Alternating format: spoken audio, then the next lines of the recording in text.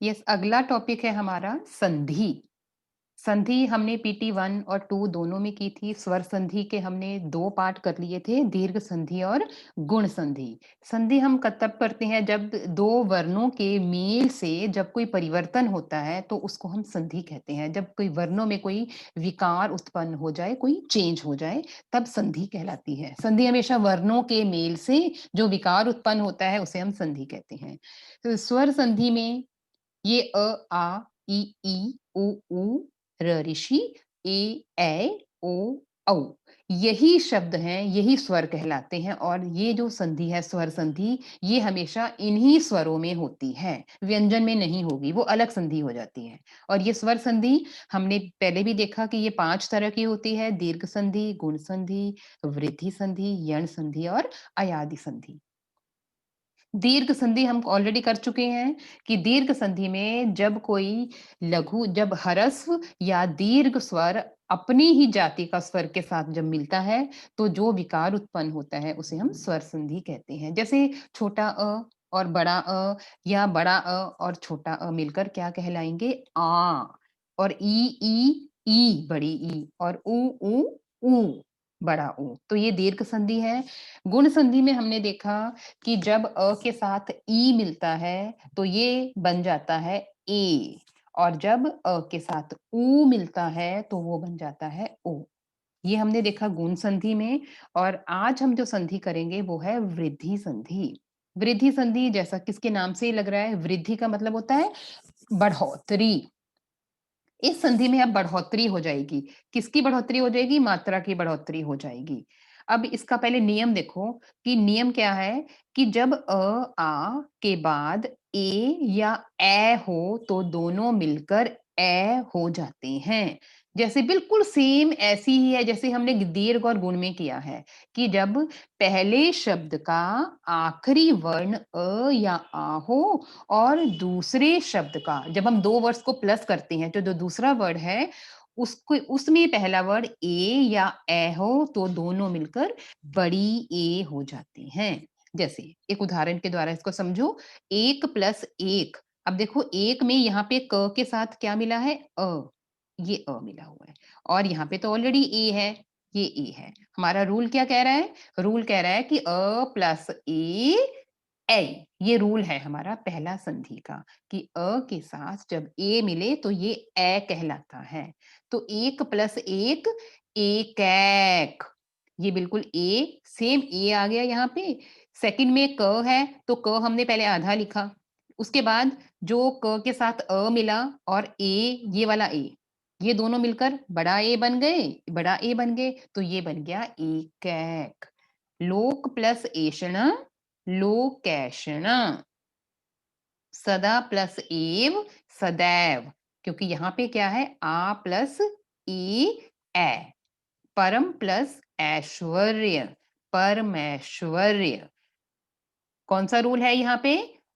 वृद्धि संधि में प्लस ए और ये बन जाएगा ए। याद रखना है हमेशा ए बड़ी ही आएगी, हमेशा। और जो ए बड़ी है वो जिस वर्ड के साथ संधि हो रही है उसके साथ मात्रा के रूप में वो लग जाएगा। परम प्लस ऐश्वर्य, परमैश्वर्य। महा प्लस ऐश्वर्य, महेश्वर्य। क्योंकि यहाँ पे क्या है? आ प्लस ए। चाहे ए बड़ा हो चाहे छोटा हो, चाहे बड़ा हो चाहे छोटा हो, कोई ह्रस्व हो दीर्घ हो, आंसर में हमारे पास ए बड़ा ही आएगा। ए कौन सा आएगा? दीर्घ ए ही आएगा। देखो यहाँ पे ए बड़ा ए है ना, सब में ए की मात्रा बड़ी ही लगी होगी। इसी का सेकंड रूल है, हमने ऊपर देखा कि के साथ ए मिला तो ए बन जाएगा और इसी का सेकंड रूल है यदि और आ के बाद ओ या औ हो तो ये औ बन जाएगा और औ बड़ा। जैसे ऊपर ए था बड़ा था और यहाँ पे भी औ बड़ा बन जाएगा। परम प्लस ओजस्वी, परमौजस्वी।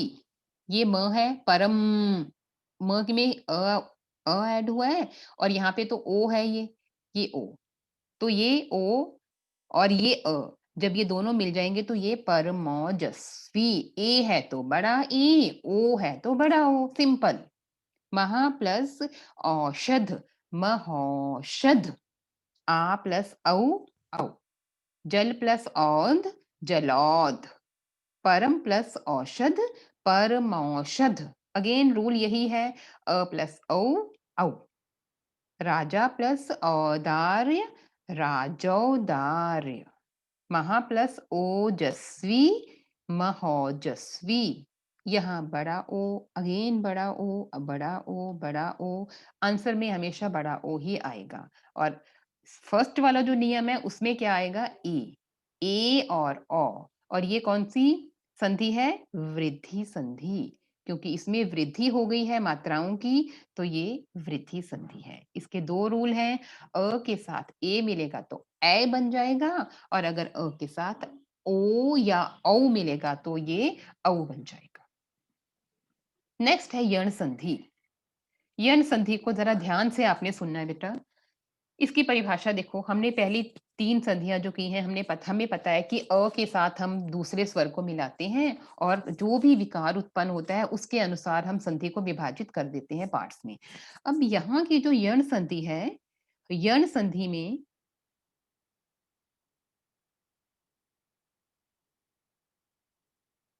ये देखना है आपने।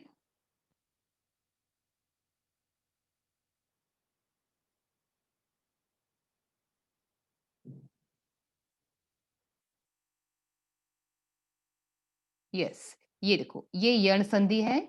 यण संधि में क्या परिभाषा है इसकी, जब ह्रस्व या दीर्घ, ह्रस्व का मतलब छोटा, दीर्घ का मतलब बड़ा, छोटी या बड़ी मात्रा, ई चाहे बड़ा हो चाहे छोटा हो, जब ह्रस्व या दीर्घ ई, उ या री ऋषि के बाद भिन्न जाति का, भिन्न जाति का मतलब ये है यहाँ पे कि ई के बाद जब फर्स्ट वर्ड है, उसका जो लास्ट वर्ड है वो ई आएगा या ऊ आएगा या री आएगा, और उसके बाद जब हम प्लस करते हैं, प्लस करने के बाद जो हमारा सेकेंड वर्ड है वो असमान स्वर आए, वहां पे ई नहीं आना चाहिए, क्योंकि अगर वहां पे ई आ गया तो ये संधि चेंज हो जाएगी, फिर तो ये दीर्घ संधि बन जाएगी। तो वहां पे ई को छोड़ के कोई दूसरा स्वर आए, ई नहीं आना चाहिए, ऊ आ जाए, आ जाए, कोई भी आ जाए।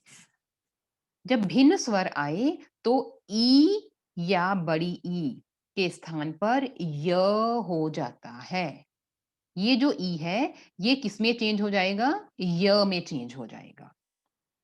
अगर ऊ है, अगर ऊ छोटा है, दीर्घ है या ह्रस्व है, तो इसके स्थान पर क्या बन जाएगा, व। व ई के स्थान पर य बन जाएगा, और ऊ के स्थान पर व बन जाएगा। ई के स्थान पर य और ऊ के स्थान पर व। इसमें एक बात और बेटा ध्यान रखनी है कि यण संधि में जब हम दो वर्ड्स को प्लस करते हैं, हम यहाँ पे एक वर्ड लिखते हैं और एक वर्ड हमारे पास यहाँ आता है। दोनों के लास्ट वाला वर्ड हमारे पास, इसमें विकार उत्पन्न होता है ना, लेकिन यहाँ पर यण संधि में सिर्फ यहाँ ही चेंज आएगा, इसी वर्ड के लास्ट में चेंज आएगा, यहाँ कोई चेंज नहीं आएगा, यहाँ कोई चेंज नहीं आएगा, ये वर्ड एज इट इज ऐसा ही रहेगा, इसमें कुछ चेंज हमने नहीं करना है।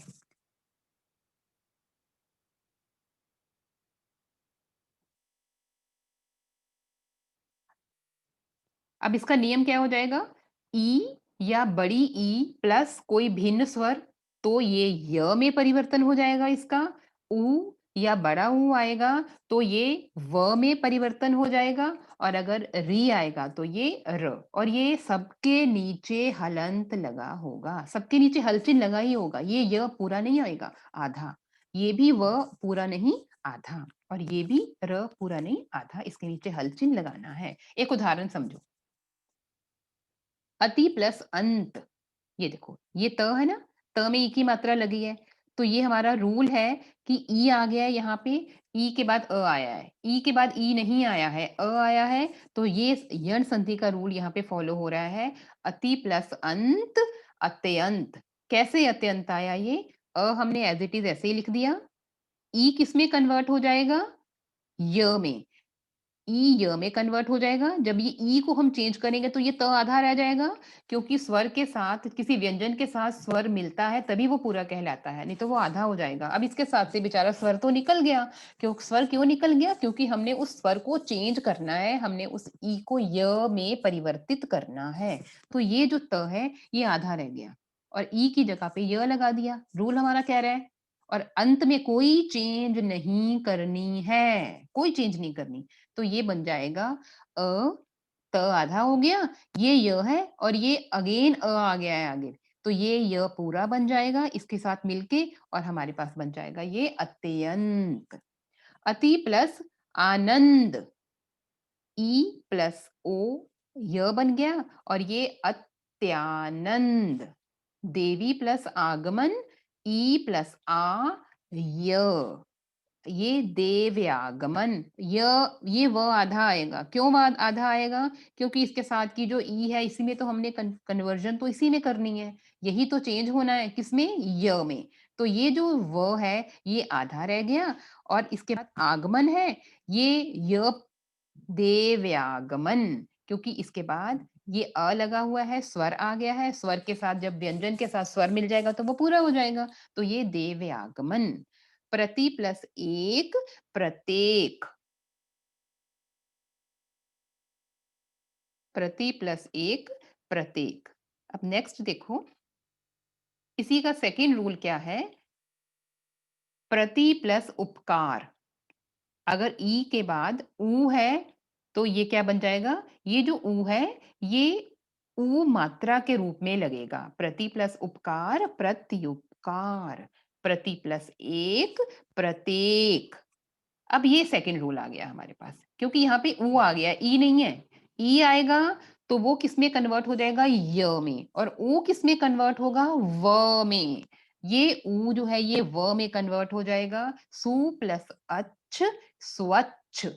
क्योंकि ये ऊ है, छोटा ऊ प्लस व में कन्वर्ट हो जाएगा ये स आधा रह जाएगा। ऊ ऊ की जगह पे हमने व लगाना है। ये अच में कोई भी चेंज नहीं है। जब हम इसको लिखेंगे तो हम ये व है, ये व अ के साथ मिल जाएगा तो पूरा बन जाएगा और ये बन जाएगा स्वच्छ। सु प्लस आगत स्वागत। अनु प्लस इति अन अन्विति। ये री वाला रूल देखो, अब इसको समझना है आपने, री वाले रूल को। पितृ प्लस अनुमति, ये र है, ये री ऋषि वाला और री प्लस क्या रूल के अकॉर्डिंग क्या है? ये र में कन्वर्ट हो जाएगा। तो ये पित्रागम, पितृ अनुमति, पी ई की मात्रा बिल्कुल ऐसे ही रहेगी। ये त भी आधा हो जाएगा क्योंकि इस री को हमने कन्वर्ट करना है र में। हमने कर लिया यहाँ पे कन्वर्ट। और अनुमति में तो कोई चेंज लेके ही नहीं आनी है, क्योंकि रूल क्या कह रहा है कि चेंज सिर्फ यहाँ होनी है, इसमें कोई चेंज नहीं होनी है। तो ये पी बिल्कुल ऐसे ही आ गया। त आधा है, ये हमने लिख दिया है। ये र जब इसके साथ के साथ मिल गया तो ये पूरा बन गया पितृनुमति। लेकिन हम ये जो त और र है, संयुक्त व्यंजन में त और र क्या कहलाते हैं? त्र। त्र त्रिशूल वाला, वो त्रिशूल वाले में संयुक्त अक्षर है। हमें पता है कि वो त और र से मिलकर बनता है, तो त और र मिलकर बन जाएगा पितृनुमति। मातृ प्लस इच्छा बिल्कुल इसी की तरह है। मातृ प्लस इच्छा, अगेन रूल कौन सा है? री प्लस ई, री किस में कन्वर्ट हो जाएगा? र में। तो मातृच्छा, अगेन त और र है ये, तो ये त और र त्र में कन्वर्ट हो जाएगा और ये बन जाएगा मातृच्छा। यहाँ पे देखो ऊ लगा है क्योंकि यहाँ पर भी ऊ है। यहाँ पे ई है क्योंकि यहाँ पर भी ई है, ये वाली ई। इसको और इजी वे में देखो, बहुत इजी वे है। अगर ये वाला समझ आ गया ना बेटा अब तक जो मैंने कराया है, तो वेरी गुड। अगर नहीं समझ आया तो ये रूल देखो, ये इजी वे में आपको मैंने बताया है, हमने कुछ नहीं करना। अति प्लस अधिक, ये हमारे पास अति प्लस अधिक आ गया है। ये ई है प्लस अ। ई के बाद कोई भी भिन्न स्वर आएगा तो वो क्या बन जाएगा? य, क्योंकि यण संधि कह रही है कि वो क्या बन जाएगा? य। अ, ई किसमें कन्वर्ट हो जाएगा? ये कन्वर्ट हो गया य में। हमने ई नहीं लिखना है क्योंकि ई को तो हमने कन्वर्ट करना है य में। एज़ इट इज़ ऊपर आ गया, ये यहाँ पे आ गया। त के साथ ई को हमने कन्वर्ट करना है, तो ये त ई अलग हो गया इससे, तो ये त आधा हो गया। इसके नीचे हल चिन्ह लगा दिया हमने। ई किसमें कन्वर्ट हो गया? य में। ये हल चिन्ह आएगा यहाँ पे और अधिक में हमने कोई कन्वर्जन नहीं करनी है। सिर्फ़ इसको मैंने प्लस करके लिख दिया है, ताकि आपको ईज़िली समझ आ जाए। जब हमने और इसको अगला स्टेप किया, तो ये आ गया, त आधा है, तो हम त आधे को ऐसे लिखते हैं। हम लाइन लाइन नहीं लगाते हैं और ये य है और य के बाद ये है। जब ये य अगले वाले स्वर के साथ मिला, तो ये य पूरा बन गया, पूरा हो गया ये। तो इसको हमने पूरा कर दिया। और ये जो धिक है, ये हमने एज़ इट इज़ ऐसे ही लिख दिया और ये बन गया अत्यधिक। अगर आपको बेटा ये क्लियर हो गया है ना, तो आपको सारी संधि क्लियर। सु प्लस अच, उ प्लस अ, हमें उ आ गया है तो ये किसमें कन्वर्ट हो जाएगा? उ किसमें कन्वर्ट होता है? उ के बाद कोई भिन्न स्वर आए तो वो व में कन्वर्ट हो जाता है। ये हमारा रूल कह रहा है यण संधि का। स आधा हो गया क्योंकि ऊ तो हमने हटाना है, ऊ की जगह पे हमने व लगाना है। हमने ये व लगा दिया, ऊ की जगह पे हमने क्या लगा दिया? व, आधा। प्लस ये अच् में तो कोई चेंज होनी ही नहीं है। ये हमने बस प्लस अलग-अलग लिख दिया है मैंने इसको। क्यों अलग-अलग लिख दिया है? क्योंकि ये किसी भी व्यंजन के बाद जब कोई स्वर आता है, तो वो स्वर पूरा हो जाता है, उसको हम वो आधा नहीं रहता। ये व के साथ मिल गया, तो ये स हमने आधा ही रहा, इसके साथ तो कोई व्यंजन आया ही नहीं है, इसको हमने आधा ऐसे ही लिख दिया है। ये व और मिलकर पूरा व बन गया है और ये च, छ में हमने कोई भी चेंज नहीं करनी है, तो ये है स्वच्छ। तो इस तरह से आज हमने 2 संधियाँ की हैं। वृद्धि संधि और यण संधि। तो इस तरह से हमारी स्वर संधि के 4 पार्ट्स हो गए हैं और ये पीटी3 में 4 के 4 पार्ट्स आएँगे।